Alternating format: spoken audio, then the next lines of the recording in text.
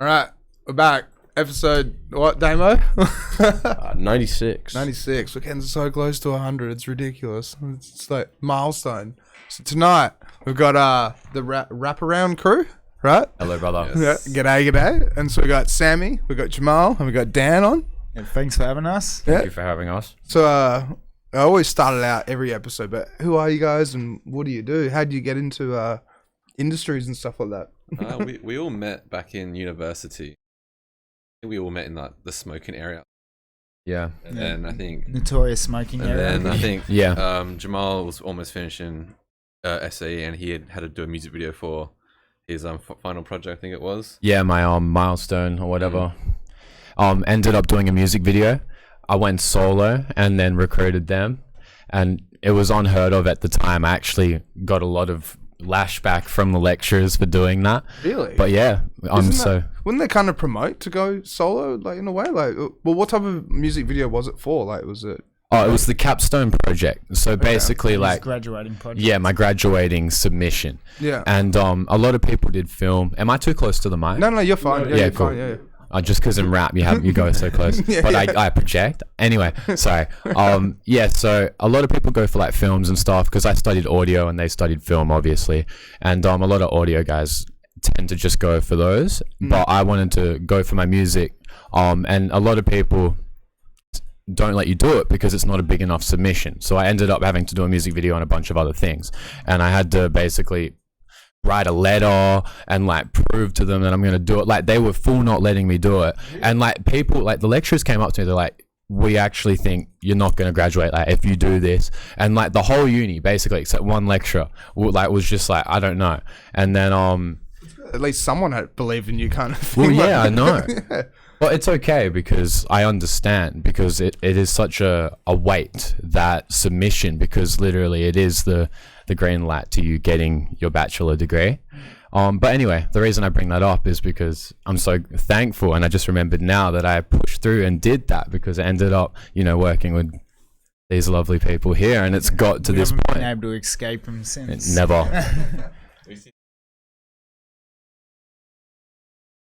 Before he even entered the room, Really? he was always singing throughout Yeah, the whole there's day. that guy you always knew he was coming before you saw him. Yeah.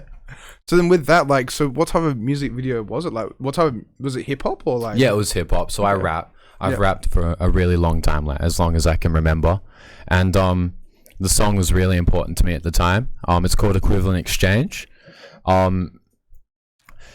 Big, obviously, inspiration from Alchemy and stuff like that, and Full Metal Alchemist, like Equivalent Exchange. But it was more so, it went to a deeper level, and the song itself was like representing that you reap what you sow, you get out of life what you give to life, all your efforts and stuff like that. That's spot on. Yeah, honestly. spot I on, really right? believe in that. And I take a lot of inspiration from like poetry and like slam poetry, so my style is quite different to the stereotypical rap. Sorry, I always end up dropping. It's always in the car, like on my pants, the amount of holes. Anyway, not in that way, but yeah. I'm just Jehmal, my life. So okay then. So then, like, you guys all rap, or like, so how does all of this work in a way? Because you guys have got a label, right?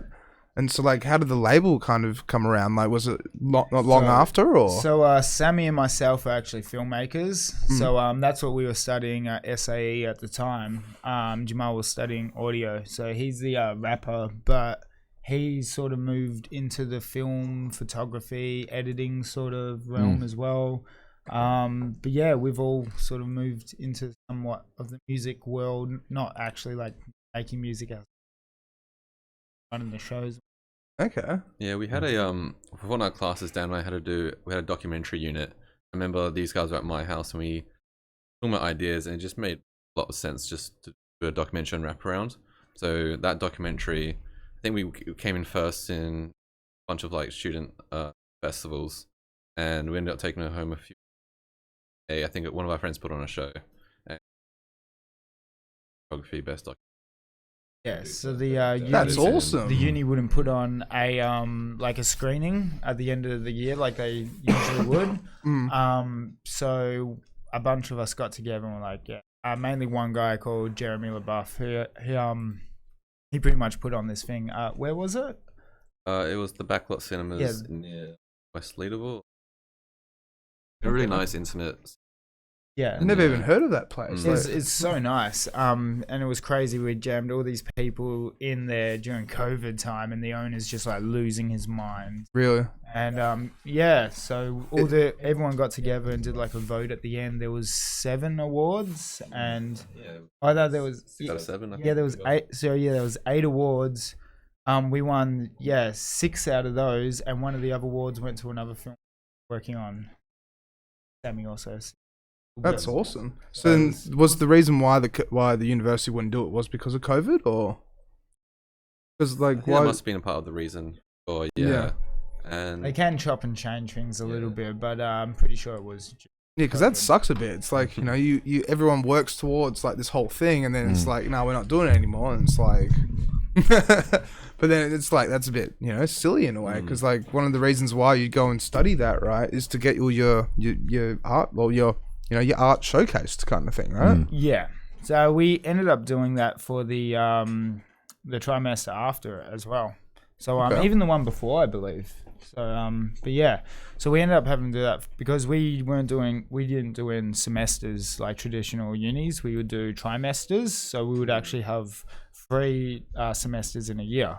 Okay. So yeah, like one whole year there wasn't any put on by the uni. So one was put on by was it Jeremy put one on, Tab put one on, and I think Dowie put one on. Yeah, I think he so. did one as well, yeah.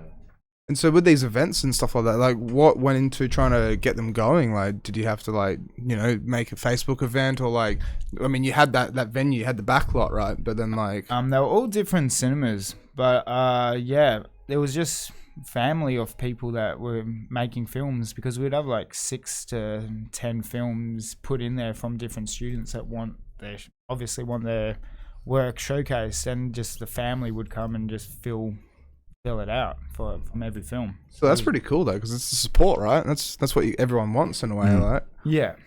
And so like with some of the films and stuff like that, like, so what was your film compared to the other films in a way, like on that night, like?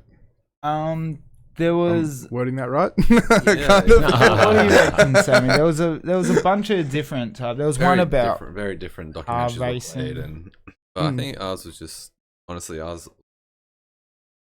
I think was We won every award, so like set design to like production, I submitted the documentary into I think Pinewood Studios Film Festival, and I just submitted it through Film Freeway, and like a week or so later they came back, it's like, you've been submitted. I'm like, okay, cool. And then another email came, and they were like, yeah, these are this ladder of like the films that made it in, and then there was like 500 films to choose from.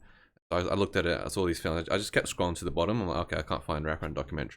Yeah. But I scrolled back up, and we were in 8th position. No way. out of 500. 500. Holy shit. Worldwide. I just Yeah, started that's scrolling down. I was awesome. like, we're probably gonna be like maybe like 400, something like that. But Wow. ended up coming like in 8th position in a worldwide film festival. Like, as did you well. send anything at all about RapAround that we could pull up? Because I showed a short documentary with an artist called Looms who's performing at the next event. I thought I'll send that one through, yep. and I had a couple promo videos in.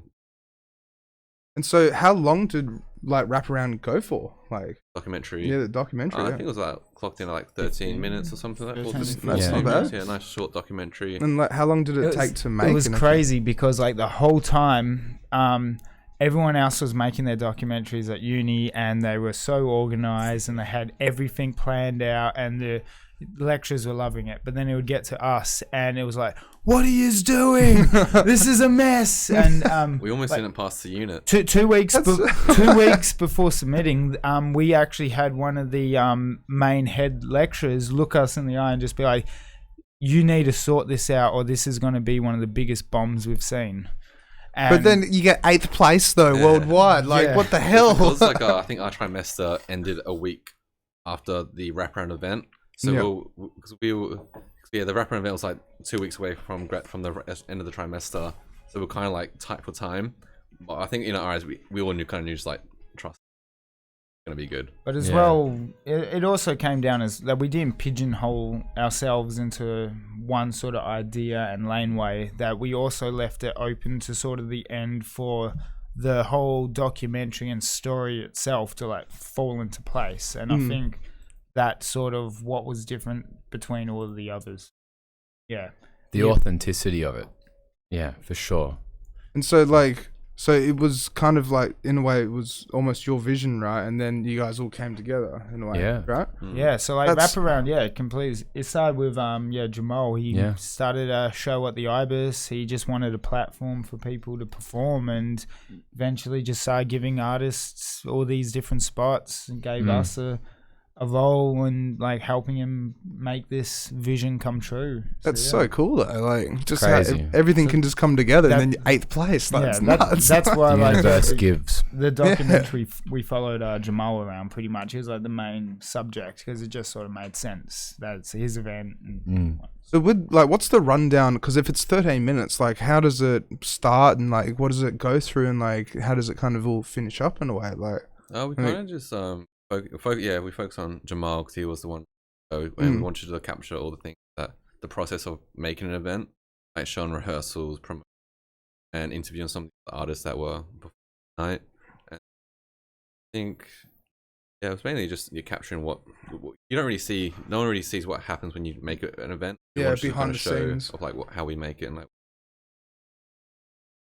unfortunately for Jehmal, we had the opportunity though. If it did go bad, we still had a good documentary about this failing event. Could have been like our fire festival. but still, would've been that's amazing. awesome though, because like, even though like the pressure was on and like everything was kind of like coming together, but then the teachers kind of saw that it was falling apart. It's like you stuck together as a crew and then made it happen. The like- uni teaches like a singular sort of way to make films, and it is the normal story structure, the 12-point story arc. Yeah, I don't think it completely relates to documentaries at all. Whereas that's what they were sort of like enforcing. So we sort of like went outside of the traditional way that they were making films. So it like that also gave. But that's like, it's a good way to do it. Like, I've always said this to some of my guests that, you know, DJs are in bands or this or that, but if you stay within the box, you're in the box kind of thing. Like, you know, if you try and think outside of the box, you've got more of a chance of succeeding, I reckon. Because you might fail, but then you will succeed. And then it'll be like the new craze, the new biggest thing kind of thing. And it just starts unfolding almost like snowballing kind of thing. Yeah, and we haven't even released the documentary to the public yet. Like Oh, really? only the people that came to that screening from uni saw it, and like a couple of friends and family we've shown. But yeah, it's still been doing like rounds and film festivals, so we haven't like legally been able to release it without being disqualified from festivals. So Okay. yeah. Is that actually a thing as well? So you're not allowed to actually kind of show it up out to the public without getting disqualified? Yeah, essentially. Yeah, it's like you can't if you send to a film festival, you can't screen it publicly on Facebook. You can't have it public. That's why when like Tarantino or like Martin Scorsese's films have all come out, they've already got these awards slapped on it. It's like, wait, they've got the award. It comes out next week. That makes so much sense, though. Like, I always just thought, you know, it's just because Australia is so far behind the times that it's Yeah. already in America and it's already in cinemas Usually and stuff. just normally the Oscars that wait till the end of the year that all the films have been made.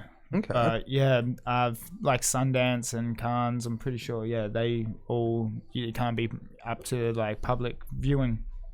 And so how long did it take for you guys to actually like create it then? Because like, how long did you have this vision for? Like, was it just, how long did you have that vision? Like, For the documentary? yeah, for the documentary, was it just like you started doing uni and then you thought, yeah, like this is the assignment, this is what I want to do? Or Well, like, to be honest, the documentary itself, that wasn't my project. That was these guys. yeah. Yeah, that pretty much was 13 weeks. Okay. Sam came up to us 2 weeks before uni and was like, if we get onto this now, we can start, and if we've already got some footage, the uni's more likely to select the project. So we had 13 weeks till it had to be finished and submitted to the uni, filmed, edited, everything.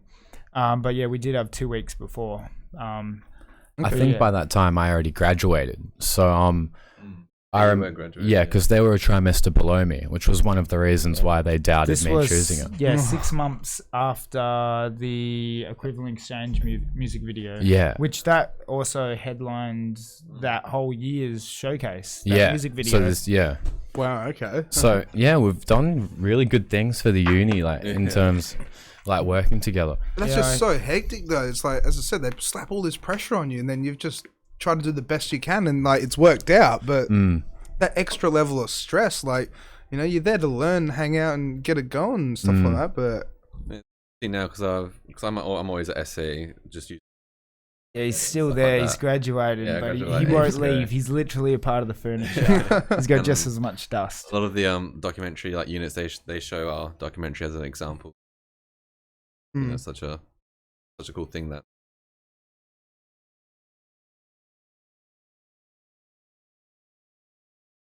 The really cool thing about the documentary is we were taking the event from like literally, man, we held the first one in the Ibis Hotel. Have you been there? The Ibis Hotel, bro. It is This a room hotel. here would have been like 100 times better. Yeah, like, nothing against them. They gave us a Cheers. shot, and yeah, it was a conference room. Mad love Conference to the room. Ibis. Mad love. So like basically, it's on Murray Street, and then you just go up a flight of steps, and there's like a conference room. No stage, man. Like we had like this little stage, like this little platform. Like this table's bigger. It was so funny, man. It looked was like amazing. somewhere you would have your end of year footy wind up Oh, to really? like hand out the awards. Yeah, proper. Like you got to start somewhere. And So yeah. it's crazy. kind of like that. That's it. That's exactly the room. The man pulled it up. I got a Jamie moment in real life. You actually have That's Jamie from crazy. Joe Rogan. That's it. That's the exact room. Joe Rogan for James. That's crazy. But yeah, so that's where we held it, and oh my god, like that's where it started. And so basically the documentary, yeah, that was my point.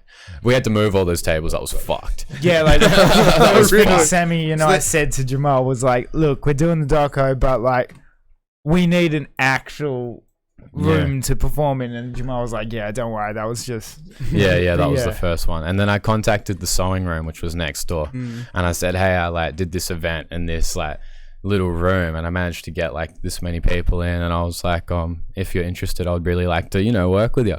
And man, you reach out, people give you a shot. That's it. Like, Sewing room's amazing. yeah. Oh, the So good. shout out to the sewing room real quick. It's so lovely. It's so lovely. the aesthetic of the sewing room my is God. like half the reason why the documentary seemed so good. It had that perfect underground sort of vibe that Yeah. just like 100%. drove it home. And the only reason we haven't gone back there is just because we've had better deals, and we're trying to, you know what I mean? I Shout love out, them. Bart. I love them to death. Like honestly, like they gave us a shot, and if anyone from the sewing room manages to get this clip or see this, like props and thank you so much. Like RapAround will forever be in your debt.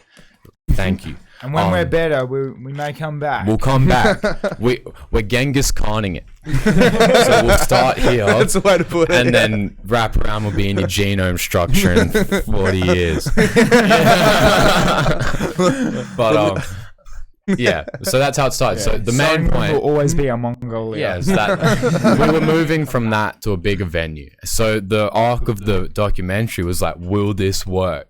So there's like, you know, halfway through, I'm like sitting in an interview like, I don't know if this will work. The pressure is on me. Like this documentary could fail. This event could fail. It's like, you know, it's the second one. The first one's hard to pull off, but people tend to give a first thing a shot.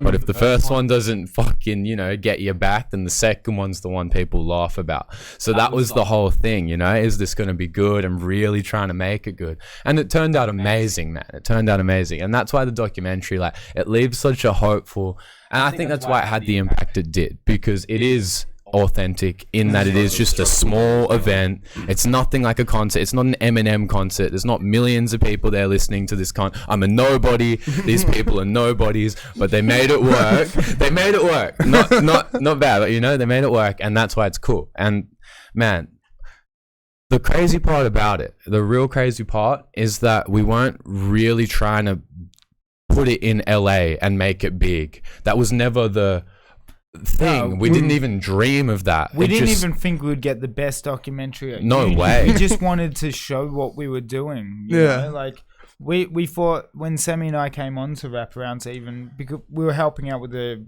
event as well. Like Jehmal took us on, and we were like, we just want to show people at uni what we're doing, because this is such a fun environment. And that's the premise we made it on. And from that, it became so great. That's awesome. That's so cool. So then, like, you've thrown a few more events now? Then? Yeah, it's consistent. So it's every month now. So finally, it was a while to get it on its feet and, to get all the admin done or in the works and try to work it out. But yeah, monthly now. And we've got a consistent venue, which is great. Which venue? The Aberdeen Hotel. Oh, really? Yeah, so... You're doing the Aberdeen? What night? Like, always Friday. The next one is the 5th of November. That's sick. Yeah, always Friday. Yeah. Always Friday. Yeah. But yeah, 5th of November. It started with pretty much just a straight lineup with artists with how many would we have on? Like somewhere like 10? 9. We'll try to keep it. Yeah, we'll try and keep it at 9 artists. It's still at 9 artists is still a lot of artists to have on a bill. We'd only give them about 15 minutes, but that was enough to just get a few of their songs out. And then they didn't have to be on stage all night. They could just network and communicate with a bunch of other rappers or music video artists. And yeah, I kind of lost my train of thought for a second there. So we started with the 15-minute sets, but in the last 3 or 4 shows, we've kind of changed the structure. We've flipped it a bit, so it's not just people performing their songs. We've added in like freestyle tournament. Freestyle tournaments, okay. Yeah, so like from like 8 Mile, sort of that sort of. Oh, really? Like actual spit rap battles? Yeah. Crowd's choice winner and everything. We're the biggest one in WA. Really? Yeah, for sure. No, for sure. That's awesome. We're pretty much filling out the rooms every show now, and yeah. It's a great vibe, man. It's crazy. We've got Dons like Asthmatic, who's been battling for many, even like represented like I think Australia or New Zealand in a freestyle battle.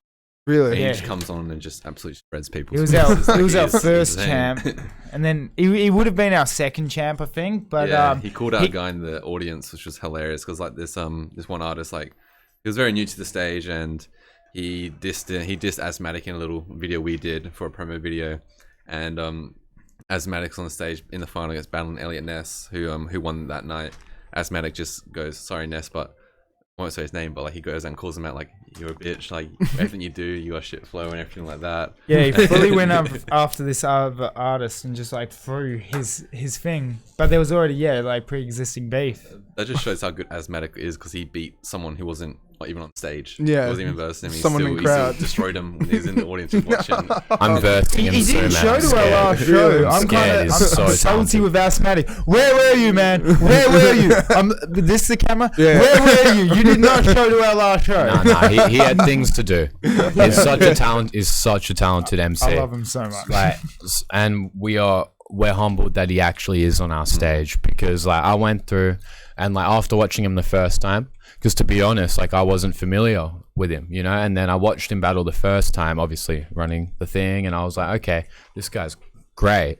And I went on YouTube and I sat there, man, with my head like this cunt is insane. I genuinely woke up, walked out of my room, and he's playing Asthmatic like battle rap videos. He's like, you have to see this. But yeah, shout out to Asthmatic, he's a very talented MC. And so how long do the events usually run for? Like, do they start like 8 p.m. or something like that? And like 8 till late, baby. 8 till late, all the time. But like what, like 1 a.m., 2 a.m.? Whenever. Really? Mystery, it's the best marketing tool. I'm not going to tell you. Find out. That's it. But yeah, 8 till late. That's pretty good though. Like, and so how many events have you run at the Aberdeen Hotel now? Like, this will be our 4th show at the Aberdeen Hotel. Yeah, sweet. Big we started the freestyle tournament at the first Aberdeen, so I don't know, freestyle tournaments at the Aberdeen, and they always I think gives you a chance to get involved as well for who they want to win.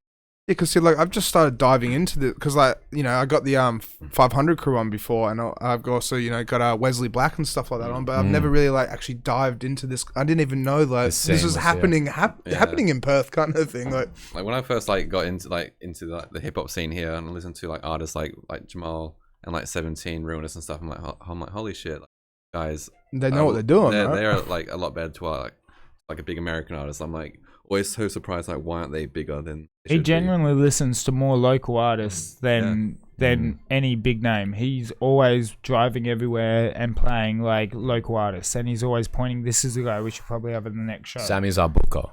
Yeah, Okay. he books all the artists. He's always got a keen eye for people. He's amazing at Open what he to the papers does. again, sorry. Yeah. Oh, sorry, dude. Don't mind now. Yeah. No, of course. So then you're the booker, and then what's your role in this? Are you do the audiovisual kind of? Or? Yeah, pretty much. Me and Sammy like work together, and like Sammy handles the lineups and stuff like that, but we still communicate and interact in terms of that.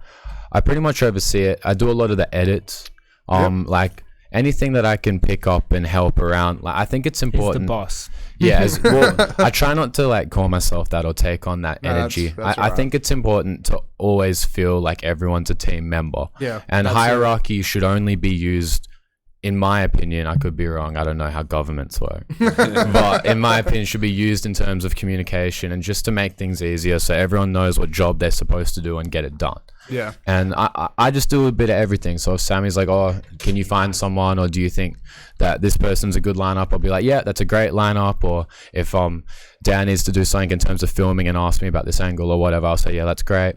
But I mainly just do editing. I'm really trying to focus on that because as a brand, it's really important to have a consistent visual and aesthetic, and then just plotting out direction. You know, it's important to know where you're going and where you've come from and still try to keep that in line.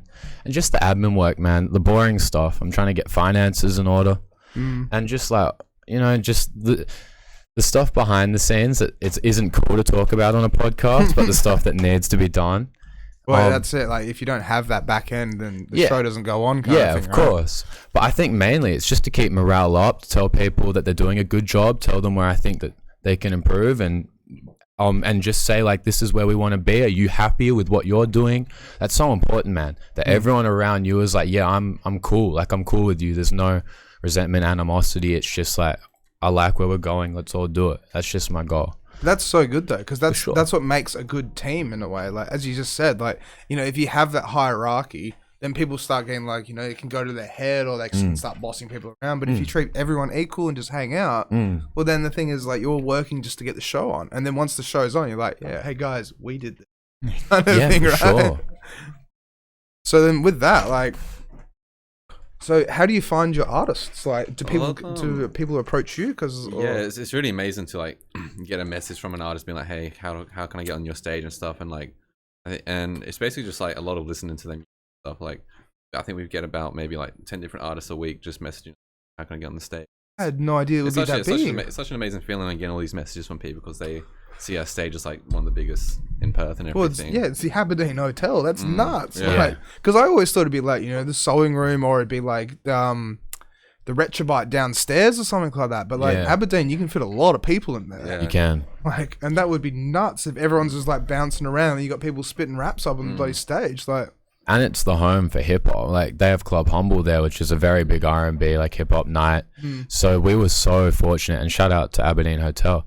The scene here, like, my experience with it in terms like professionally, is everyone's been so inviting to us, and I think it's just because we're keen for feedback. And like, if anyone's trying to organize things or start up events or, you know, do things like that in the nightlife, it's just really important to be open for feedback. Say, hey, this is what I provide. This is what, and be honest, this is how many people I can give you. This is what I expect. And then we've had people turn us down. Like, I tried Magnet House, right? I've got friends there. And then I was like, hey, I want to put on a show. They're like, man, you just don't bring enough people. And I went, cool. When I bring enough people, you'll be the first person I message. And he went, I look forward to it. You know, so it's never a bad thing to ask if you're dreaming of things, you know. And that's how we got where we are. Asking and being honest, man. That's it. And that's how you got to be in this scene as well. It's the same thing with the DJ and just the nightlife in general. It's all about helping each other out and just being, you know, positive, everything positive kind of thing. Because it's so unfortunate, but sometimes in hospitality it can be quite toxic. The only reason why is people work late nights, they deal with dick customers, this and that.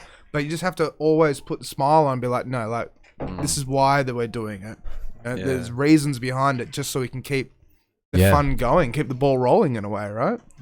In regards to like helping out and everything, we always make sure to have at least one or two artists like who have never been on the stage before.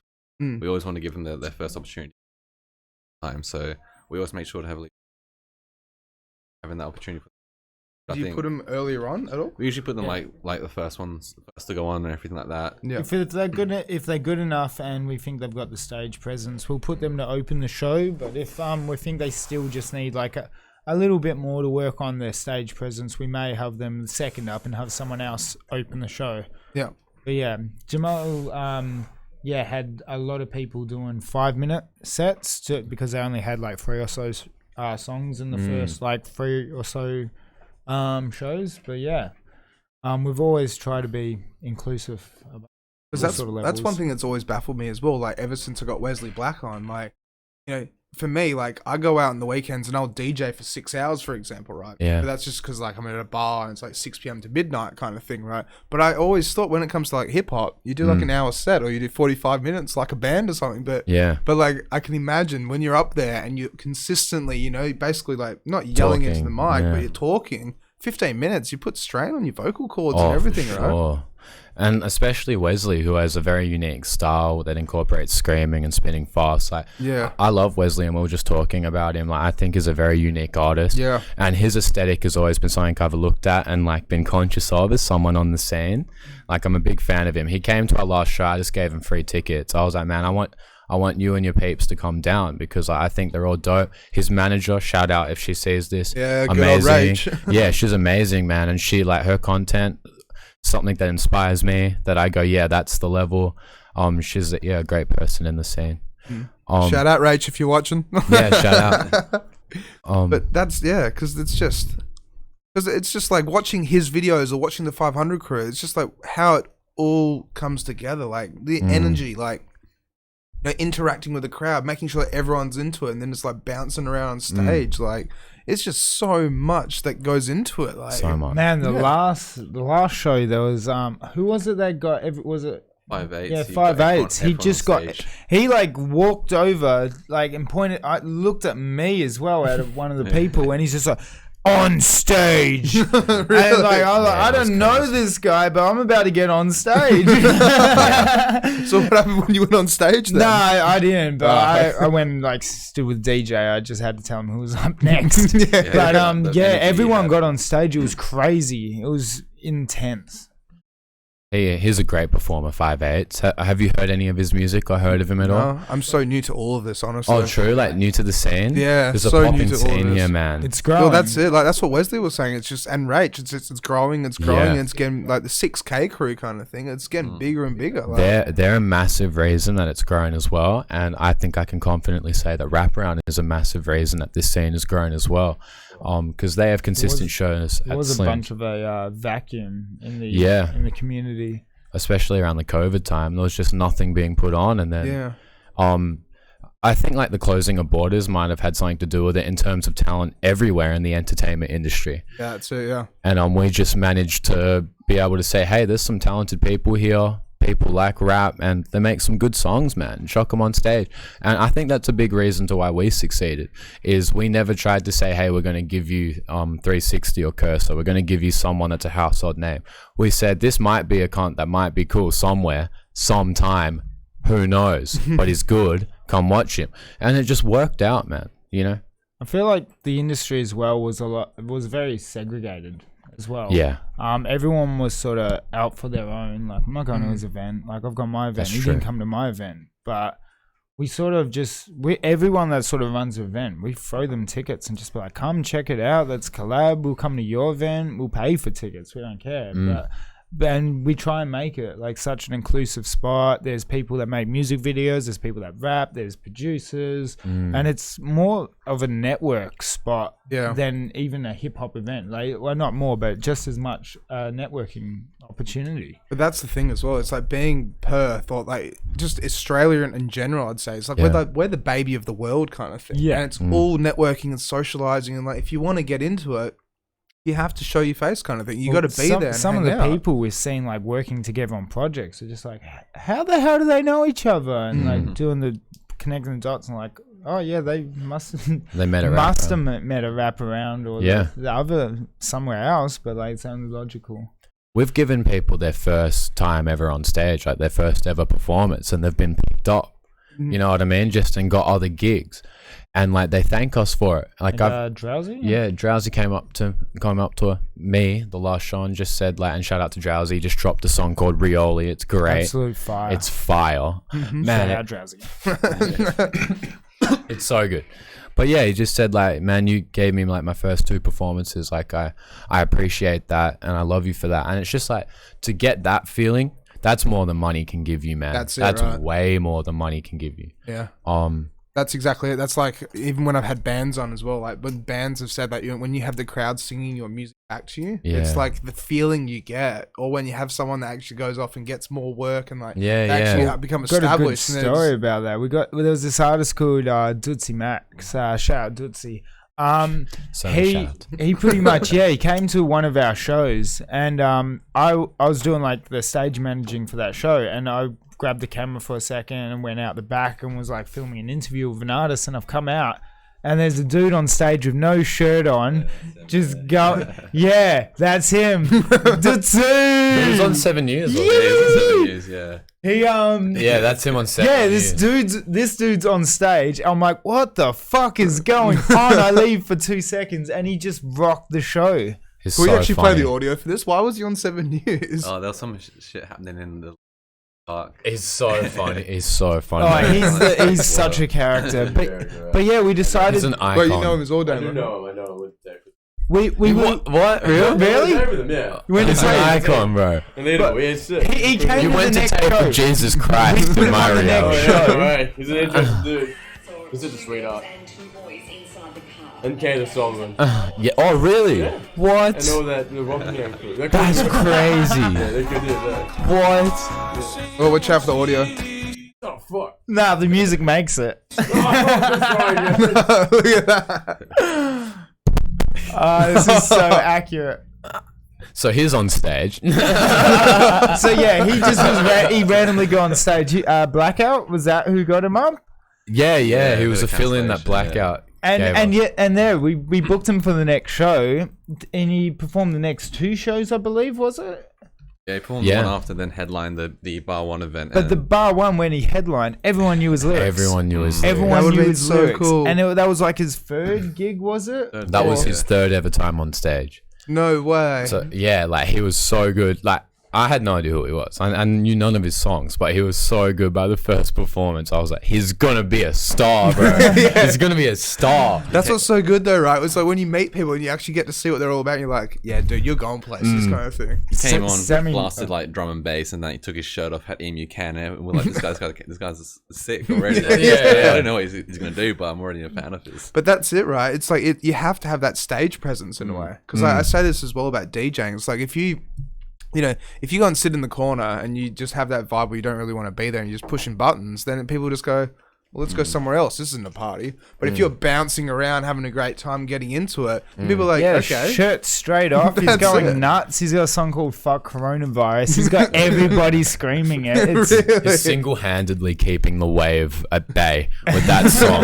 Fuck coronavirus. Sammy and I shot a music video for him, and it was just like us going to all these different locations. Like he mentions, like Salvos and Dan Murphy's, and we're just getting kicked out of everywhere, just filming this guy. And he had a tank top singlet on, this like fake, like because it's like a song about Avatar. He's got like a bald cap with like texture marks, and we're just getting kicked out of everywhere. It was Yeah, that music video is gonna be released in about a week.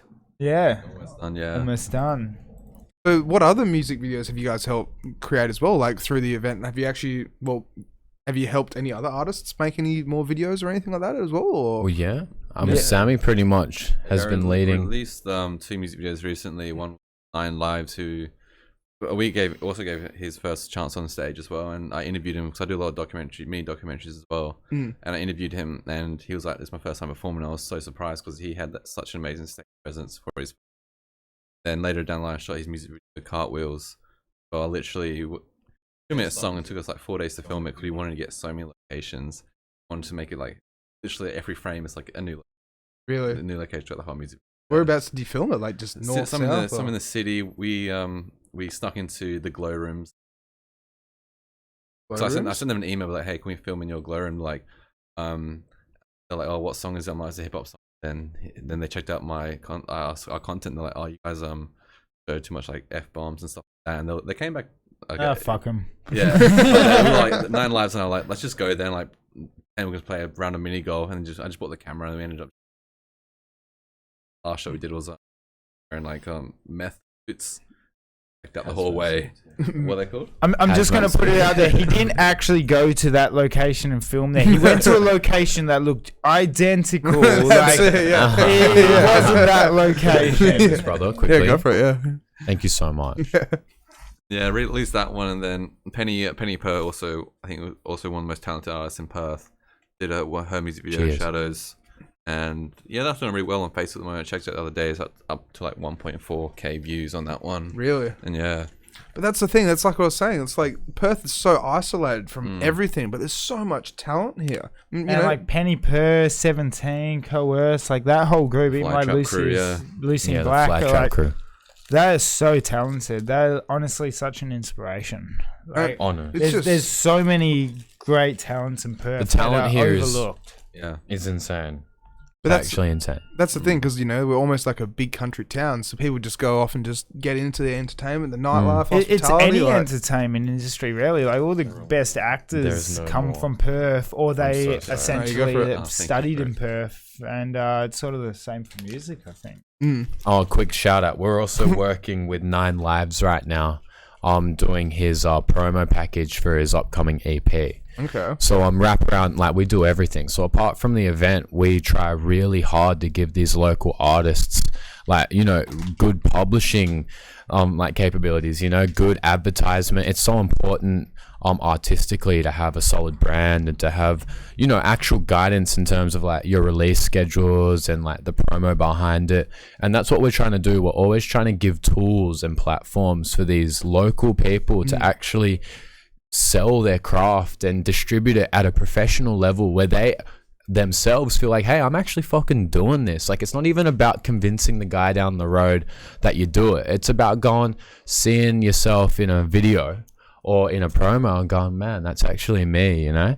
And that's what we do as well. So back to the point, 9 Lives, we're doing that as well. So any artist that wants to, you know, collab with us, we also offer those services apart from our event. But that's awesome though, because that's the thing as well with, like, say with DJing in a way. It's like when I first started getting into it and actually going to Capital all the time, I got told that, you know, you have to be if you want to be a DJ, you have to be a promoter, a graphic designer, you have to be a video editor, you have to do everything. But then if you guys are helping people actually get into that and showing them the ropes and actually, like, you know, giving them that chance, that's awesome. That's amazing. Thank you, brother. It's like as I said, like everyone needs to help each other out. Like it's just it just helps Perth be Perth. Just helps having like a centralized sort of like place where we can all come collab and get to know each other. And that's it. And work together to push each other up to that level that we need to be, at that level that most of these artists actually deserve. Because if you listen to some of these songs coming out, like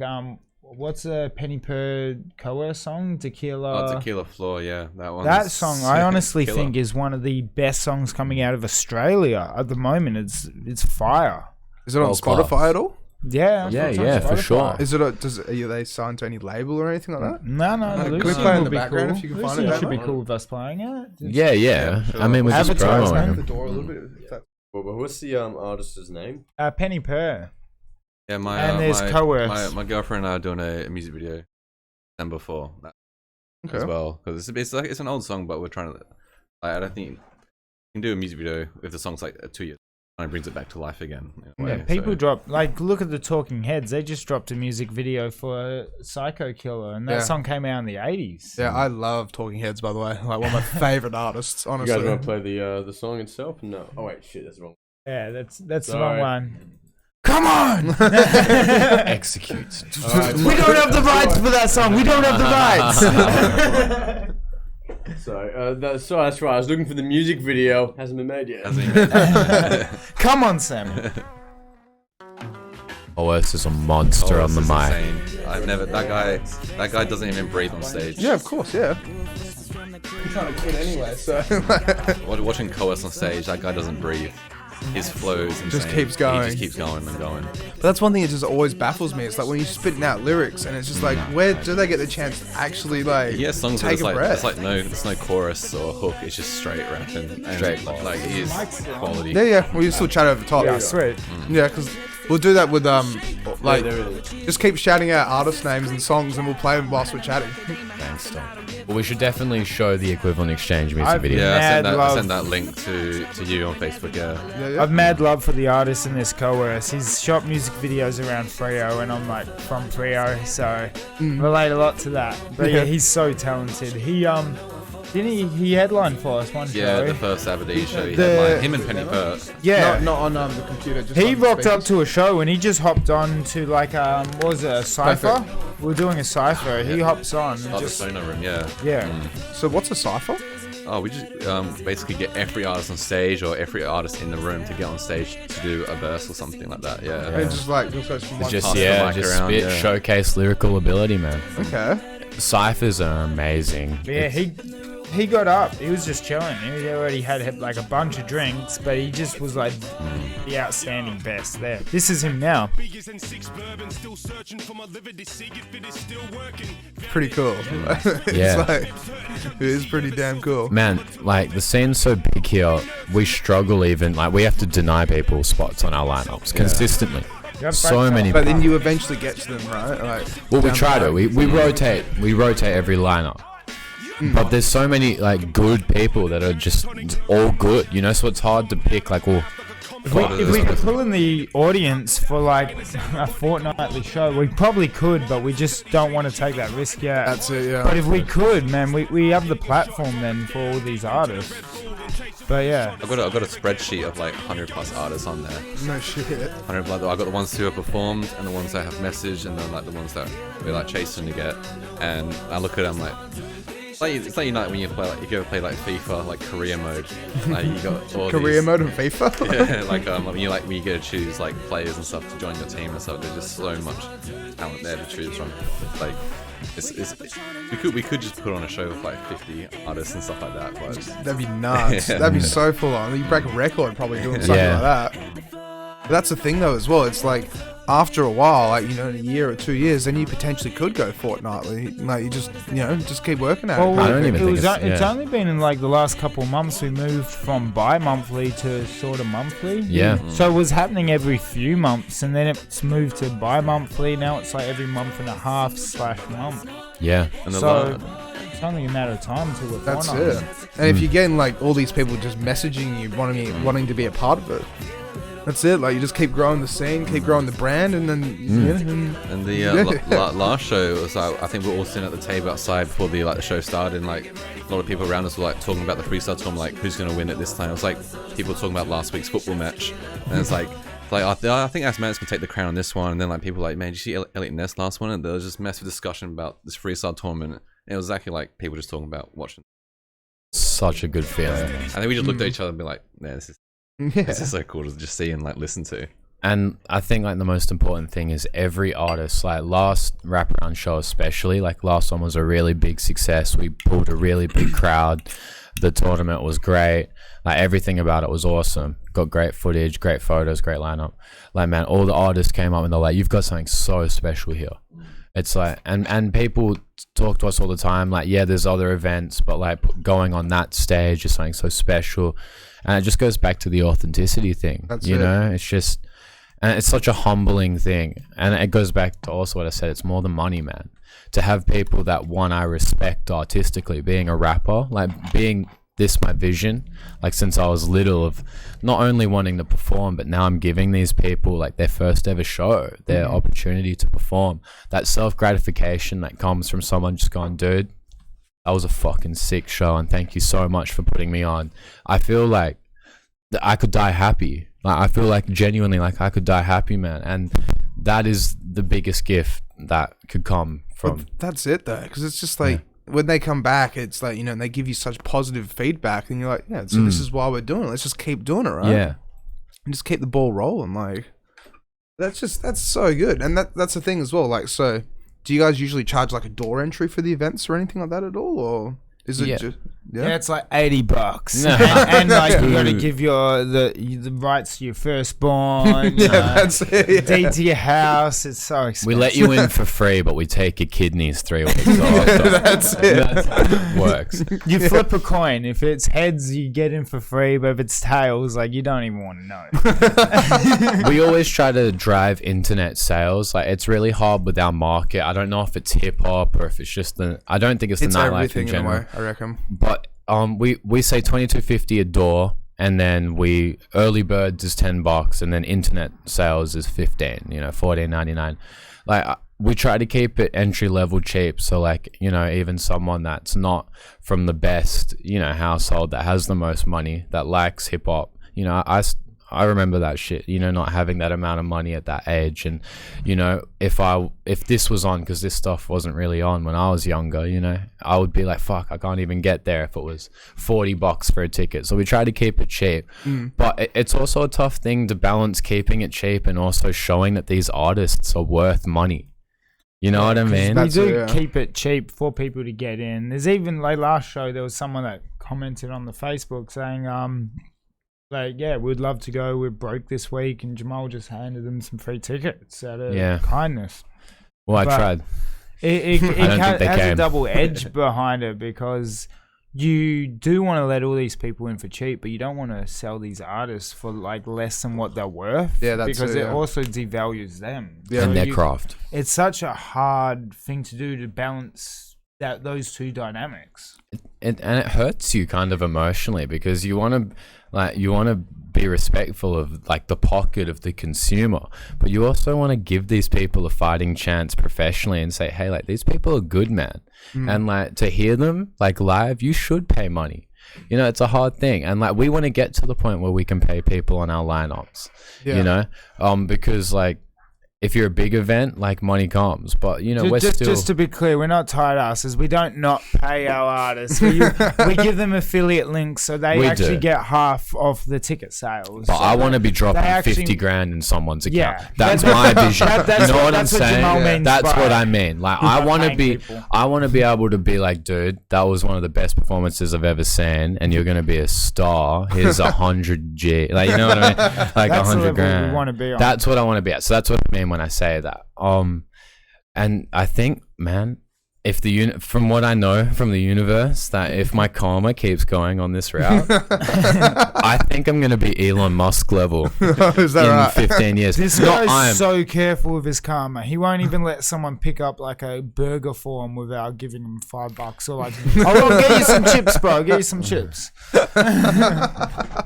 I really do believe in that stuff, man. But it's a good thing though, because it's like you just put out good vibes, don't put out anything negative, and then everything it comes back in almost full circle in a way, right? Of course. Yeah. Of course, man.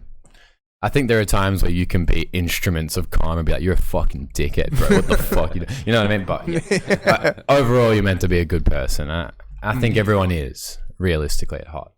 But yeah, back to the point of like, in terms of where RapAround's going, I think this would be a cool conversation to start. Like, and I really do want us to get to like origin level big. I want the talent here. Like, I'm someone that's actually grown up. I wouldn't say I listen to hip hop. Like, it shaped me. It actually shaped me from the terms of like what I went through in my life and difficulties in terms of like things I went through, experiences, how I was raised, whatever. All of that was sort of encapsulated within this world of listening to these artists talk about their experiences and taking their lessons and whatnot. And I really do think, as someone that's lived in that sphere and known what's good, that this place is something special. And I'll die by that word, that people here, there's something. I don't know if we're close to the sea. If you're close to the sea and the salt levels are higher, you're like, because your skin's nicer. Yeah, you know what I mean? And that's why they ionize salt. I don't know. But there's something about it. There's something about the city. And I don't know if it's because we're like somewhat sort of wealthy per capita, but then sort of backwards and away because we're isolated. So isolated. We've Isolated. almost built That's our it. own culture in this city where like people that come over from Sydney and Adelaide think we're weird, but they love it. It's weird. You know what I mean? They like, they can't even put their finger on it, but I think it just genuinely comes from being the most isolated city in the world.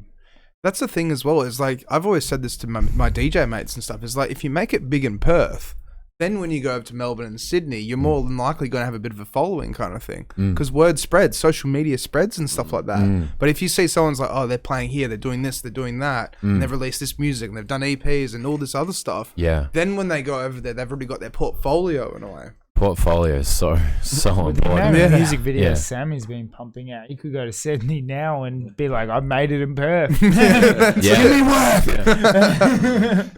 I'm going to England in June to see for my grandma's 80th birthday, and I'm just gonna find an English rapper and do a music video there. That'd be so cool. He's gonna get us our England platform. Well, the hip hop scene's huge in England, isn't massive, it? yeah. You got like Ocean Wisdom and like Dirty Dyke performing each. Two of my favorite like rappers, and I know if I go there, if they're performing, I'm not gonna think twice. Yeah, just definitely get tickets. Yeah. So yeah, okay.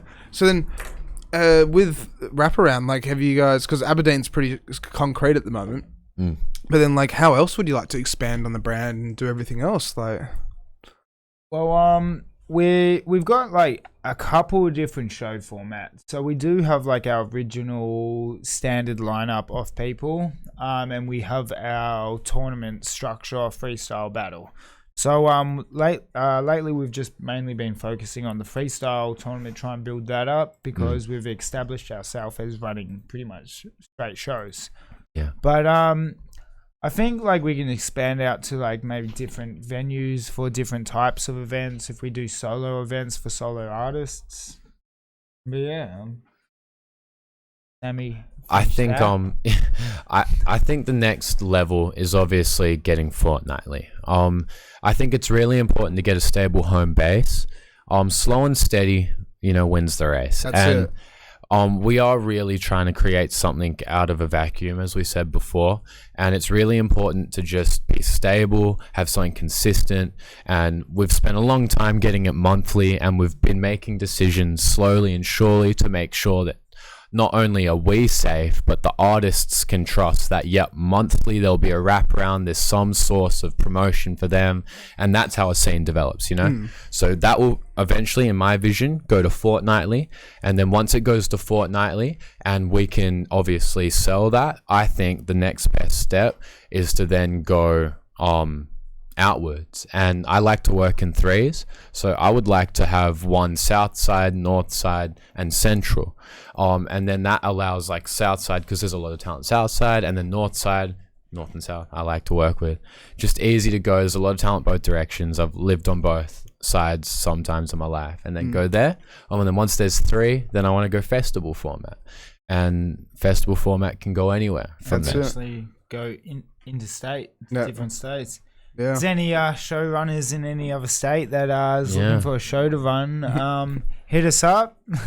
we are in chats with like some interstate runners quite frequently. Our content's good, so people tend to, even though we are relatively small to people that are from the eastern states, our content's good enough and our branding's good enough where they're like, hey, this is pretty sick, I like the scene that you're doing. So that's another tip for anyone that wants to start something like this. Even if you're small, if you actually dedicate time to making sure it's good, people that are bigger will give you shots. So we do talk to people a lot, but COVID, as you said, Matt's mess with stuff. That's it's hard. But that's the thing as well, is like, even with running festivals, like look at Seasons, for example, it's all local lineup and they sell out every single time, but I mean, it's just DJs in the way. But if you actually have that level of like entertainment on stage, people spitting and stuff like that, that's like the next level kind of thing. And like, I can't see why that wouldn't work in a way. Like, Murphy's Law, eh? if it could happen, it will happen. Well, yeah, it will happen. I really do think so. If you keep pushing, 100%. I can't see why not in a way. Can we actually pull up some of the video, like the stuff that you sent me, if that's all good? Yeah, for sure. Oh, we actually got Murphy's Law up as well. See, that's something about Murphy's Law that really annoyed me, and I only learned about it in the movie Interstellar. Is it's not that anything that could go wrong will go wrong; it's that anything that could happen will happen. So that also has the flip side of the coin of like anything that could go right would go right. So yeah, if I just touch on that. I didn't realize that they said that it goes wrong. I always thought it was anything that could happen will happen. I always thought that was the law, but okay. To the Hopefully that's not. spiritually awakened, yes. Yeah.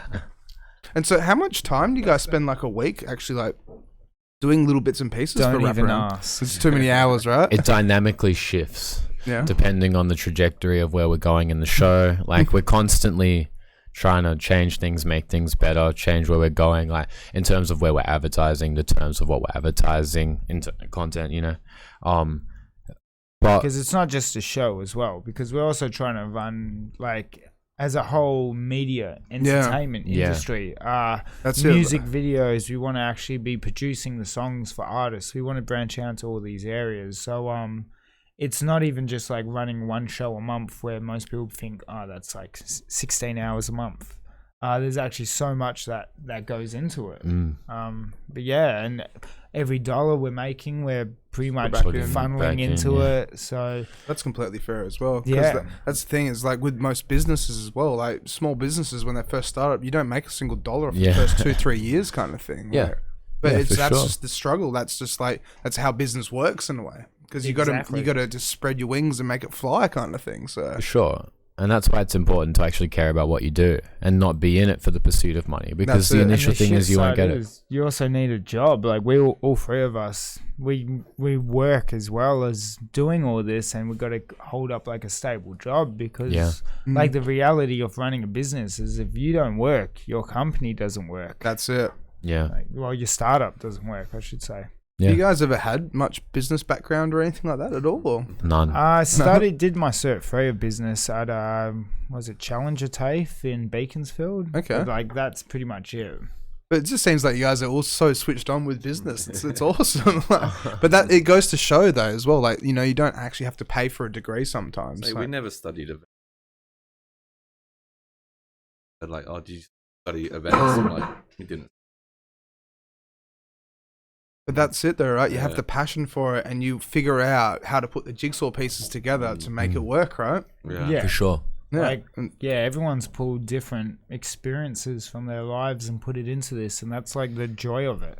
I can't speak for the others, but like I've worked on a bunch of different committees for different sporting events and uni clubs, and that itself gave me a lot of business experience working in a bunch of different trades. Like that, yeah, everything stuff from when I was a boilermaker and welding, that stuff, some of those like practices and just mentality of that actually transpires across to That's running a it. show. It's That just crazy. helps with structure in a way, right? Yeah, you'd be surprised when you actually go out into different like areas. You like some areas you don't even expect that would have an impact in your future in a different area, sort of. In PE studies, they call that transferable skills. Yeah. Something I got told I had none of at uni. So can we pull up some of our so what was the stuff you sent us? I sent quite a few. I think I'll go on my messages now. Oh yeah, I got like to pull up because we have November 5th, November 5th. Well, I think. Shadows re-edit. Well, maybe I Vluted. think it's important that we do the music video where we first all work together, Yeah, that's, which is equivalent exchange. Which is Yeah. pretty cool. This when we did this music video, like we actually that was us three I'm getting so to young, oh meet my each God. other, in fact.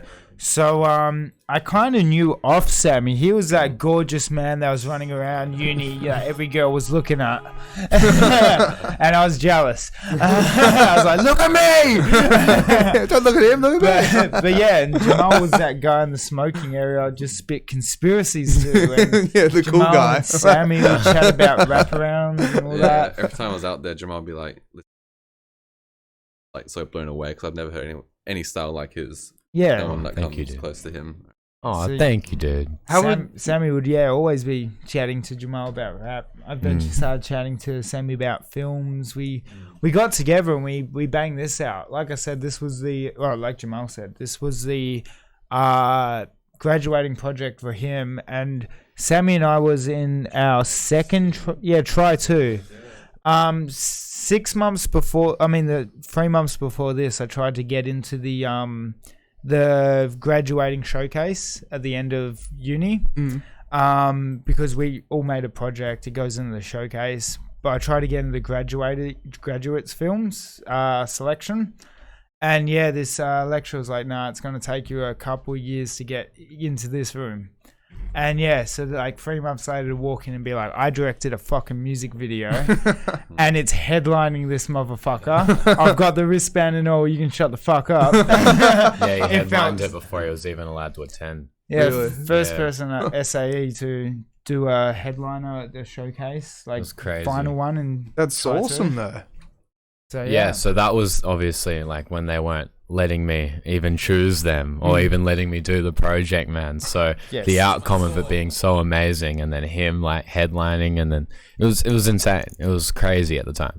Sammy, It sounds like this it. was amazing spot for all of us to amazing thing for all of us to come together and craft our skills. Like Sammy was basically like he helped me direct. He was the first AD. He was help producing. Jehmal produced Kept us cool as well.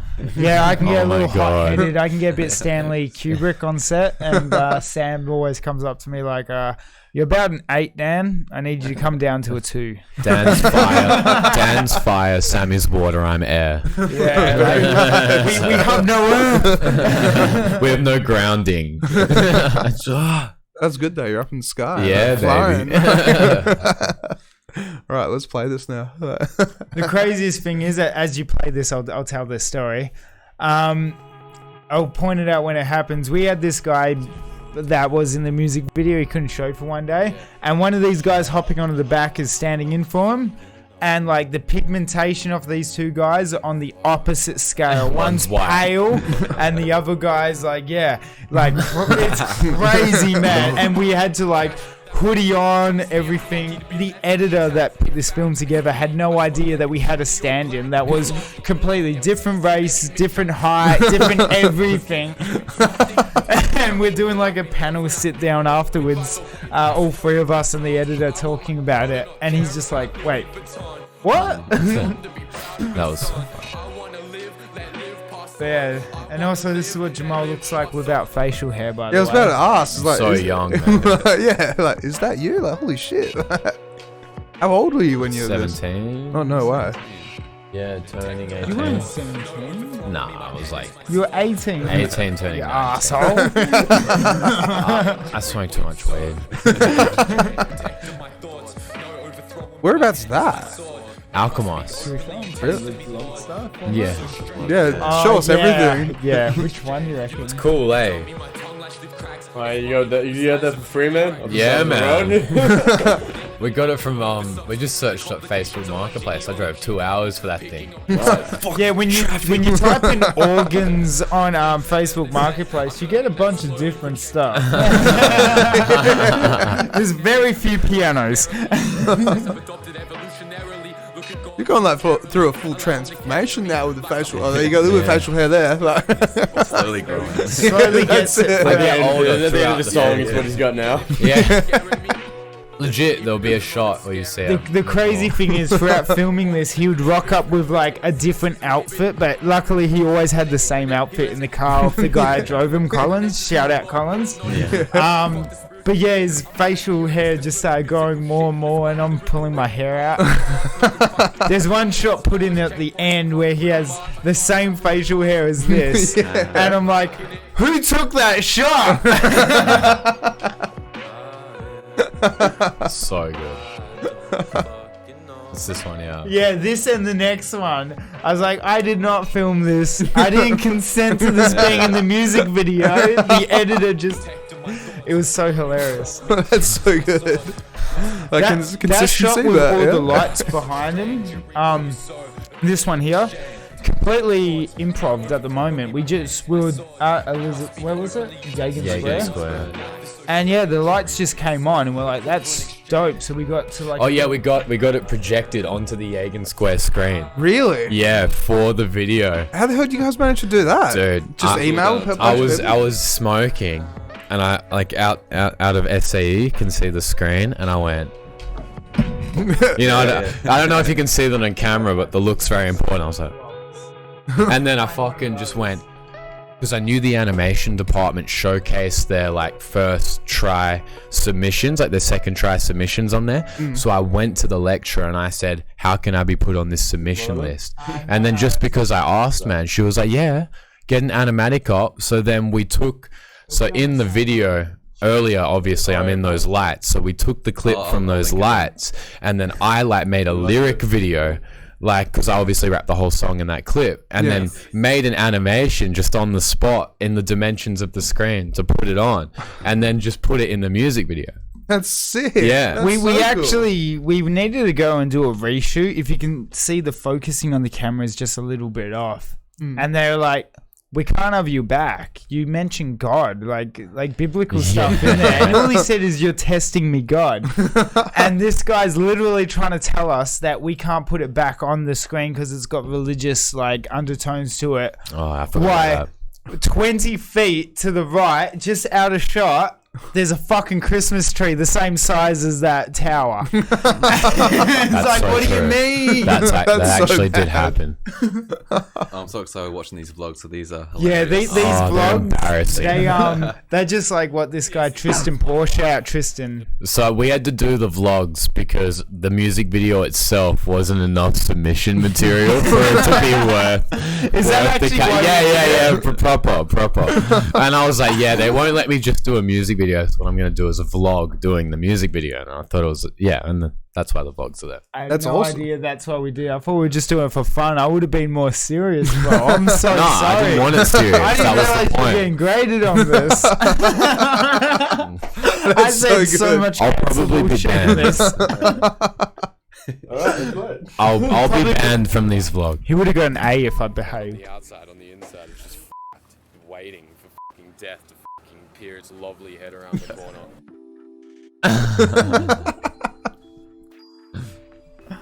I feel like I'm walking away from an explosion as it just happened. Like, that's the kind of ego trip I'm on right now. I just got played and my song on Yagan Square screen, brother. Like, and that's only the first time. It's gonna happen again. Like, what? I've managed to make a design for a wraparound of the entire, I guess, cylinder. I designed it, and in the design, pipped is footage from our psych room, and then basically what we're gonna do is get footage of me here in front of the screen with my wrap around it. It's gonna look sick.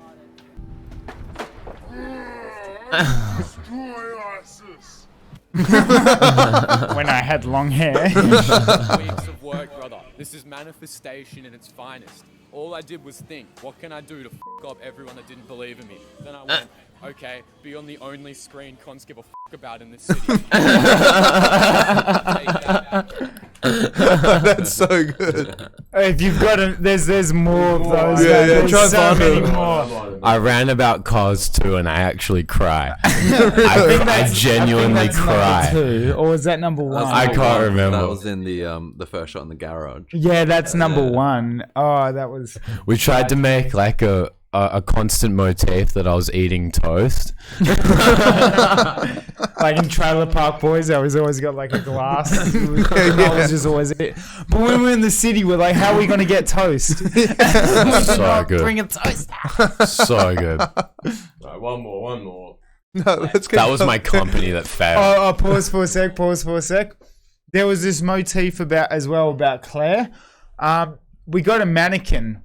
And we chucked in the driver's seat. But yeah, you see. But Jehmal just did not take a liking to Claire. Fucking lying to yourself.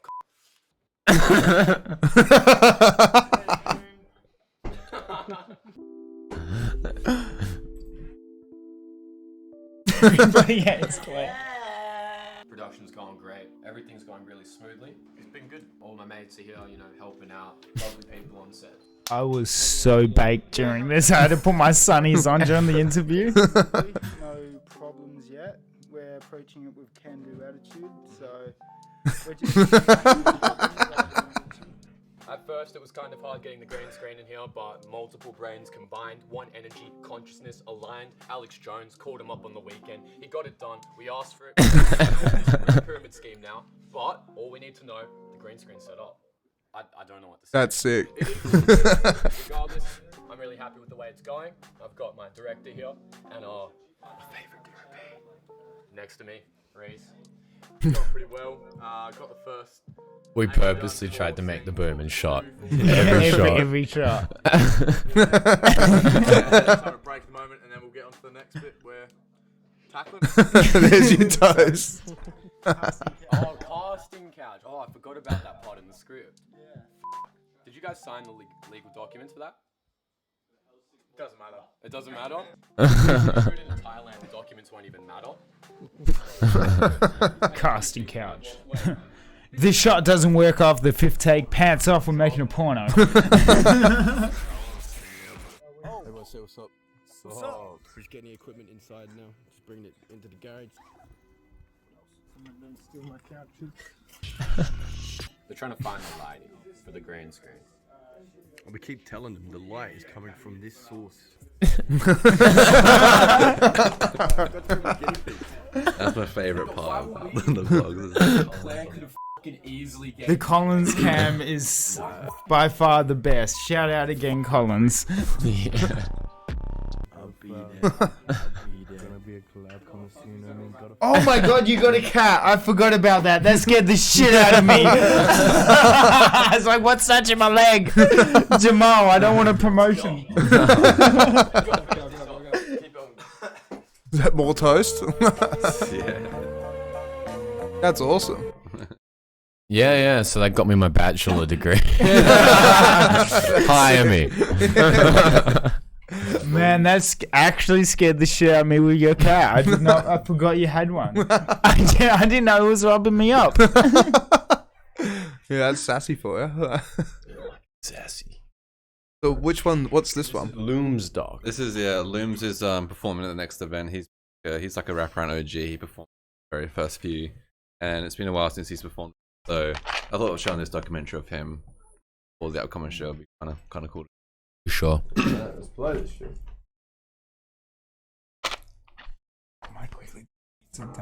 Here, go for it. Yeah. That's a wraparound event. I've got a silly question to ask you all. Started writing bars and just writing music, and it was just like a way to get stuff off my chest. And then yeah, that's really where it kicked off. And then a lot of people started fucking with it. I remember just being at parties, freestyling and all that, and people were like, oh fuck, you gotta do something with your talent. And it took me a couple of years to sort of get out of the comfort zone. But Judge me without knowing me, but you know I don't give a fuck with this luck, cause I got your bitch on her knees and she blowing me. Now who's a motherfucker laughing, kicking back with the boys, and we got the blunt passing, getting high, watching the time goodbye. But we do it old fashioned, rock the suited tie, but why? I think the good thing about RapAround is you guys really trying to push the music industry, and like we need someone like that in Perth because there's a lot of talent in Perth, and it's just not being exposed. Like no one knows about us. It's just very underground, and it's like you guys are giving so many artists this opportunity to get on the stage and make a name for themselves.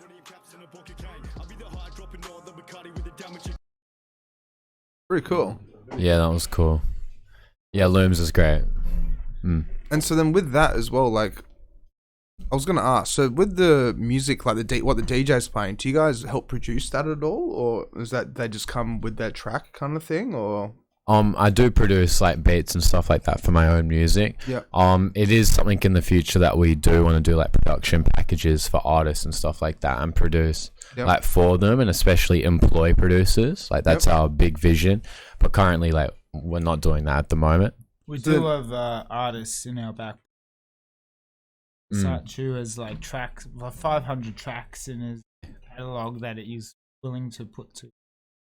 Yeah, we've got beats to sell. We just don't sell them at the moment. Yeah. But I just mean like when they go up on stage, like who plays the beats in the back? We usually make they usually bring a USB in, or we make a Google Drive, so they upload their track, so the DJ has it ready to go when they're on stage. So everything's like pretty well organized before they go on stage. Everything they know, and the DJ especially know what songs in order. Yeah, that makes sense, because I've always wondered about that. It's like, do they actually produce their own track plus they sing on top of it, or is like they get someone else, or does the event provide it, or either or kind of thing? All right, which one's this? And let's jump into Collins' documentary. Yeah, that's Collins. This is Josh Collins. He's such an amazing. He slept at mine last night. He's such an amazing bloke. Yeah, I met him through Jehmal. Honestly, he's my brother. He is such What, an actual amazing brother brother. or? No, not my actual brother, but Okay. a brother from another mother. I love, Yeah. I love Colin so much. All three of us have like all the time in the world for this guy. But that's what RapAround really is. It's just not worrying about the whole professional side. You turn up a little bit? Just allowing people to be who they are and share it to the rest of the city.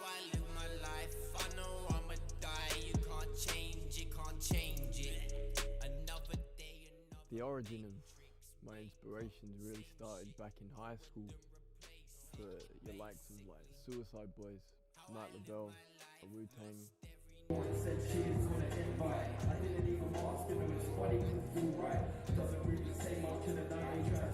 So hip hop means a lot to me, long story short, and I'm very glad to be a part of, you know, the up and coming scenes in Perth and try and make an impact.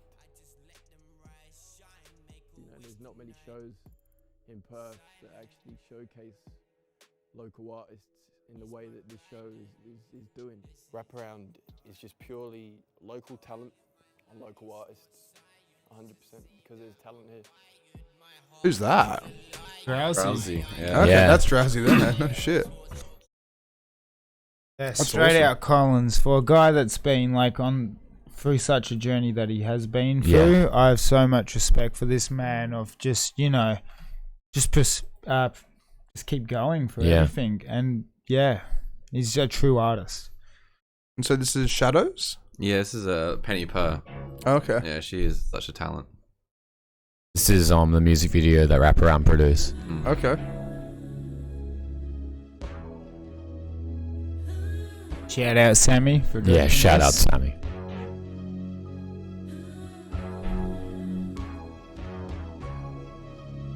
Love the tags. Yeah, you taught me Bevis. Avoid losing something else. Turn it down a little bit. Sorry, Damo. I hope you viewers are enjoying the show. The Dark Queen has returned. She reclaiming the throne. Prone to disappear when someone gets near. It's well known. I got the walls up in my atmosphere made of tombstones. Salty said, keep you out of my zone. And to hell at my own risk, or do I want to atone? Don't condone the way I'm living, fuck I'm over it. Wanna grow, give up the sins, can't commit. Call me Kevin Wendell Crumb, yo, I'm split. Sending every minute, now you know that I won't quit. Living like a heathen, struggling to be stronger by my own demons. Slipping into demons, rather be asleep than deal with these feelings. So many reasons, mistreating myself inside, I'm screaming. Meaning it's my heart beating, watching life pass by and it's not life streaming. Living in the shadows, living in my head. Well, I haven't known the real me. I love that Or shit. am I just a living dead? Fine shot, that one. My heart away to hide. Big Joker influence. Yeah, there's like I wanted to dabble in like all like the mix of Harley Quinn and like Joker origin stories and just mix them together. Yeah, I can see the homage to that.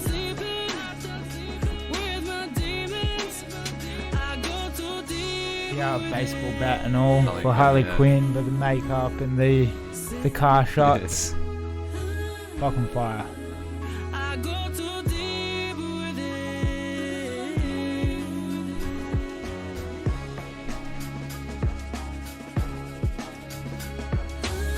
A real evil one, selfish and vain, running around causing trouble. I don't care about pain. Journey into the abyss, again and again. Or is it all in my head? Fuck, it's one and the same. I've been messing shit up, holding a grudge, destroying everything in touch because I'm out for blood, bruh. My vision went hazy.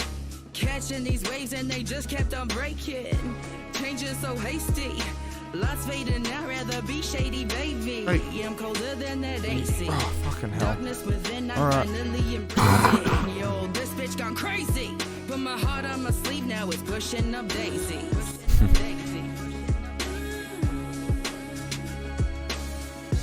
Living like a heathen, struggling to be stronger by my own demons.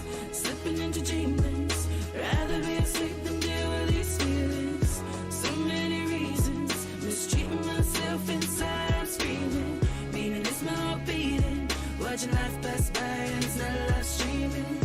Living in the shadows, living in my head. Well, I haven't known the Pretty good. or am I just a living dead? Like the music and the video clip, everything about it's really good. Where did you happens shoot that though? when two professionals come together. Yeah. Fremantle Prison, Fremantle Circus, and just around Pennypers area. Yeah, I think. Okay. Alchemist, yeah. Are there many girls like that go off and actually get up on stage and spit and stuff like that at all? Pennypers, the only female artist that we have. Like she's one of the best artists in Perth. Yeah, We've she's got reached a out nice to voice. others. We've reached out to a bunch, but it's always bad timing with being stuck over in another state Yeah. or whatnot. But yeah, Because that's it. Like it's more, always local kind of thing. Mm. But still, that's really cool though. And like, so when she gets up on stage, that'd be pretty she impressive. rocks the show. Yeah, she Like, looks it's like she'd crazy. rock the show. Like, I have a friend that comes down to our shows quite a lot, and she always buys Penny Pro tequila shot. oh really? She does the song Tequila Floor, and like I think she has like one of the biggest crushes on her. Every time she's there, she always gets her a shot all the time. Very nice. So what's this? The P10. Oh yeah, I think this is just a wraparound promo video for. Yeah, it's just horizontal. We've got a lot of vertical because of Instagram and stuff like that. So I got the highest IQ when it comes down to this rap shit. I ain't here to pass a test, bitch, I'm here to smash it. Outsmart the gang, not Ginobili to the basket. Hit the wingman for a kill, like Rioli, I'm a guess. I got the highest IQ when it comes down to this rap shit. I ain't here to pass a test, bitch, I'm here to smash it. Outsmart the gang, not Ginobili. Drazzy loves his West Coast Eagles jersey. That's pretty cool. As a Dockers supporter, it breaks my heart. He's off the next lineup. And so then with that as well, like how many, like when you go and throw a show and stuff like that, is it usually just like one guy up there, or is it like, because I saw there was like a few dudes up there, kind of like a bit of a uniform kind of thing? Like, are there many groups that are like 2, 3 or? Oh yeah, well, there's a few groups like Roots 1048. They were the first ones to message rapper, and they're a group of 3. Yeah. And they actually gave us their album cover, like a magazine album, which was pretty amazing. Just to, not many people have a hard copy of an album, and then just them giving it to us was super amazing. Then we've had like artists, a group like Low-Key Gifted, who are so super talented, and I think they're the only like 2 groups I think we've had. Yeah. We do have people like 5'8" who just bring everyone up on stage. It's like, it's awesome. It's terrifying, but yeah. and then we have the tournament, which is 2 people battling. Yeah. Yeah, but the cool thing about Roots is, are they Filipinos? Yeah, Filipino, yeah. Yeah, so they're spitting in their like their native tongue, which was really cool. That's you know awesome. what I mean? That'd be sick. One of them was wearing like this horror mask with Yeah, it was this wig. cool. It was fucking terrifying. I didn't understand a word he was saying. He could have been spitting curses or trying to kill me. So good. I don't know, but like it was sick. I was like, "You're cool rocking rap, the bro. show." Yeah. Cool rap. You just sit there and you're like, yeah, I hope this doesn't turn. yeah, essentially. That's awesome. Are there any more videos at all that we can pull up? This one, that's just pretty cool. Then can we pull up the Instagram as well? And we'll just go through that as one of the last things because we've got like 5-10 minutes left. All right. Yeah, cool. How will the showcase go with like the vertical format for the Oh, viewers? it should be fine. Yeah, it should be alright. This is our freestyle lineup. Jehmal makes the best edits. These are on his phone as well. Made me look at like Premiere Pro and After Effects. I'm like, do I need to use this voice anymore? Everyone else in the game is out here working on like laptops and MacBooks, and this guy's just. You would think he's just Jeff Winger from Community, always on his phone, but he's just editing. That's all he's doing all day long. He's got On your phone? He's got Yeah. he's got so many apps on his phone. He's just always like, you do a little bit on that, send it to that app, and it's insane. And he's putting out better work than like a lot of professionals. And Yeah. Well, it's a smartphone, right? It's Yeah, man. It's a proper tool. Like if you know how to use it. It's crazy. They're like mini computers, and like I do a bit on Premiere Pro, and like obviously this stuff the phone can't do, but like for social content, and then just even for anything, once you know your way around something like a toolkit, you just find a way to make it work, and that's just how I do it. He on the phone. He comes up to impressive. me and he's like, "Oh man, everyone's using my app, so I've got to like find Everyone some new copies me, apps." man. And then he's like going out and finding all these new apps, and then he just produces better content. It's so bad. Like I think I know like every like major app. So like when I see other like company promos or other, I'm like, I know that font. I know. Oh, it's so bad, man. I know that preset. Yeah, that preset. You didn't design that. It's That's so fun, though. good though. Yeah, it's good. It's just though. like just using it so much, you can easily pick up on that and be like, all right, next time, like next app, let's do some more research. It's a full-time thing taking care of a social media page, It is. man, to keep people's attention. Like, oh my gosh. And that's the thing. A lot of people don't realize that it basically is like a time thing. Like they just think, okay, you just upload photos or videos, but it's just like you got to market it correctly. You got to make sure it's appealing in a way. Everything tailor-made to the audience. And, That's yeah, it. crazy. So is that for your Instagram page? You're saying? Yeah, Instagram page. So Instagram's our main thing. So it's done over the beginning. So this is the beginning. Yeah, it's about Volume 1 year 2, ago. the first sewing room show. Yeah, shout out Dinge. Yeah, That was a good photo. That's iconic. You sons of bitches. Aye, net, come through for us. Yeah, that's it. Oh. I'll give me 5 seconds. Yeah. Apologies for that. All good? How many posts do you have on the Instagram and A stuff? lot. Yeah, it's like Oh, really? now, yeah. I want to go back to the beginning. I want to go start it from. Yeah, it's crazy seeing the start. There we go. This was show number 2, I believe. Yeah. The wraparound volume 2.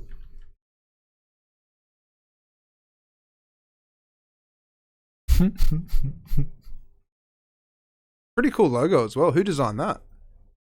A guy called Nikos, Nikos. aka Freako. He was in one of the freestyle battles as well. Graphic designer and then rapper as well.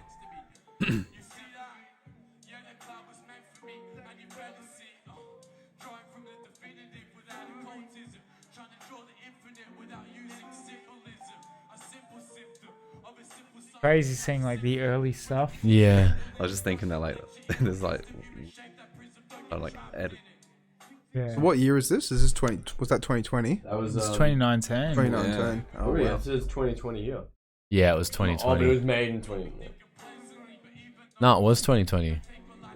Yeah, it's crazy. That's only Yeah. a year ago. I'm Does so it feel full. longer? Does it feel longer? Yeah, fuck, it feels longer. Yeah, time Feels like flies a when you're having lifetime. fun. Right. But we'll go through some more. Yeah, let's just scroll down. Like we'll go just through it. Go down. Kind of thing. This is drowsy. Yeah, pop like it Millie Rock, non-stop. This about I don't care about no no pig or cut. I don't care about no no pig or cut. Platinum. The dollar prize. How do they? That's just winning the tournament then, right? Yeah. And how much can they usually win from the prizes? Our biggest prize pool's been like $300. That's not bad though. Yeah, That's not pretty bad. For a rapper, that's Yeah. like a whole thing in For a Migarang. week, bro. You know what I mean? Always that dance. Pay your rent for a week. That's it. Consider some bars. The harder the bars, the longer you live in your house. Bar fights, baby. Yeah, who's this guy? Oh, this is this is another music video done by us Yeah. for 9 Lives in Scanny.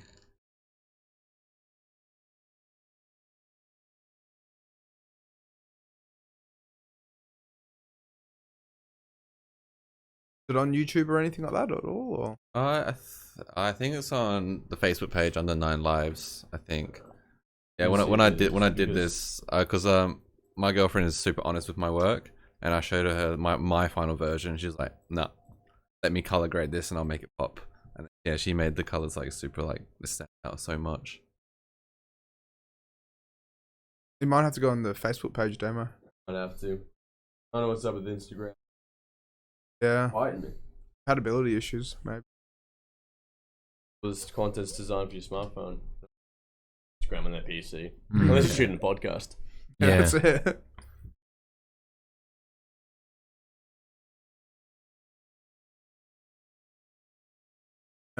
Everyone can just casually see my Facebook. No, they don't worry, it's not them. Yeah. Well, Yeah. these guys can. Who was he messaging just before we came on? I'm very curious. It's the It's first like a- picture up there. Oh, the top one, yeah. Top picture. Up again? Yeah.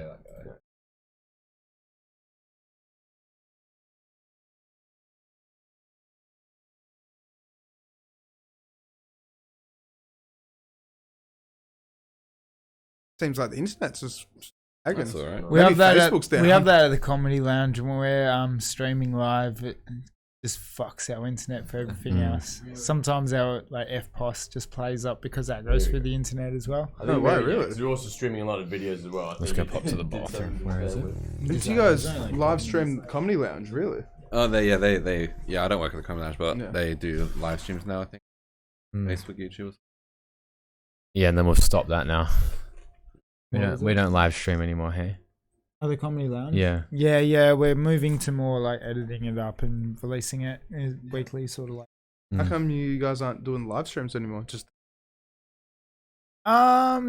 Just we think we can make the show like. If you're gonna see it live, you might as well come to the actual show and get the full live experience. But if we feel like we can digest it down to a smaller, digestible, like bring it down a more digestible, like viewing platform. So instead of being like 2 hours, it can be like 30 minutes and short and sweet, kind of. yeah. Mm. Star Wars. Shout out 9 Lives.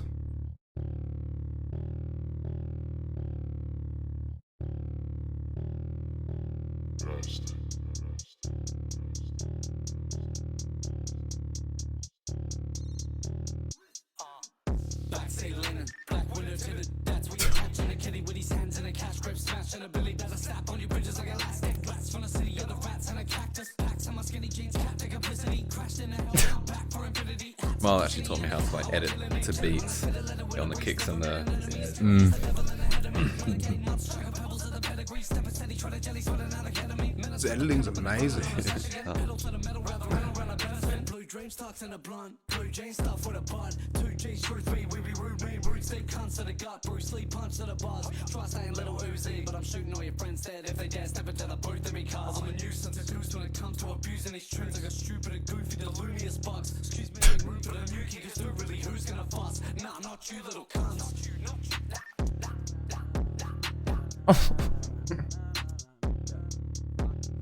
Well, I'm a chill guy, Charlie the Lola, Billy harsh on the lung, give me the closure. Crickets in the grass, laugh with the roses, so brainwashed, march with the rodents, coded and deep fried, hoping to be one coke on a key drive, blown in the evening, buzz in the back somewhere. Told cousin a word run that I rap to laptop flare. No capital, MD, this that trash the landfill breed. Happy with less, or so is claimed. Don't need my flesh, just blow and stick it ablaze. Stricken a game since days more simple. Walk through the maze and heaven gates sinful. Tin wall stained dry with a paint pen.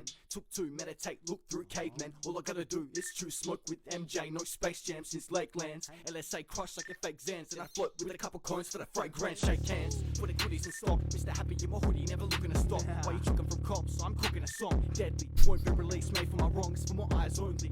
Right, and I'm cozy. While I sway in a cypher. Hyped in the OZ. Live on a low key. Line me the broski. IV better than Tony. Pretty damn cool. Yeah, man. There's so much talent here. They'll be performing this on November Rap 5th. Yeah, and Lives will be opening the show. Him and Skinny got an EP coming out soon as well. Just have been working together like for a couple of months now. RapAround's doing all like did the EP design, gonna be doing all of like the promo content for that. So if you want any content made and you're an artist, Yeah. hit us up. We're pretty much do anything. Music videos, social media management, just pretty much anything you need. Hit us up and we'll get you out there. Do our hardest. For sure. All right, well, with that, because we're about 10 minutes over, we'll wrap it up. But All good. damn, like, holy crap, guys. Like, there's so much content. Like, Yeah. it's so good. Oh, And, like, thank you, dude. And like honestly, like I said, I didn't even know this was happening, but at the Aberdeen Hotel, that's nuts. Like, Oh, it's thank so you, brother. cool. Like, Come on down anytime you want. Yeah. We'll always put your name at the door. yeah, fuck So, yeah. yeah. Just give a shout out to the two comments though. Ender2488 with the Chihuahua emojis. And Ashley Maynard Brewer, Hey, my brother. listening from Inverness, Scotland. Looking forward to My seeing brother's Hey. listening. Amazing. Premier League. Shout out. International, yeah. That's pretty good. Hopefully we can get some more viewers in Scotland. Get into the algorithm. But yeah, cheers so much, guys. Thank you Like, so Thank much. you, Thanks for brother. having us on, man. yeah, like this is awesome. And like I said, I say this to a lot of my guests, but like next year, when like if you guys are keen, we'll get you back on. Yeah, for and we'll sure. talk about like what's happened over the whole Yeah, year for kind of sure, thing. man. Great. That sounds awesome. 100%. Fuck yeah. Your setup's dope. Yeah, thank The you. vibe's dope, man. Thank you so much for having Yeah, us just on. try and keep it cash, like. And you killed it back there as the technician, brother. It's always good to give Yeah, shout man, outs. absolute Killed it. Killed it, bro. You're better than Jamie from Joe Rogan. Fuck Jay. I'm not even young Jamie anymore. Shout out, man. This is like one of the coolest podcasting Yeah, setups man. I've seen. Like I'm looking at the screen, it doesn't do it justice. Like you've got to be here. This is awesome. Thank you. Like I said, it's all zip pay and afterpay. And just like clocked it all up. Slowly paying it all off. Yeah, I cashed out all my super for this as well. So like we're both in there. You. Fucking you. Alright, well, cheers so much, honestly. Like, Thank you, This has brother. been awesome. RapAround signing off. And so we'll put all your social medias and stuff like that Oh, in gangster. the comments as well. So that when Amazing. people go and watch the videos, they can actually Cool. see everything. Oh, And then- awesome. Yeah.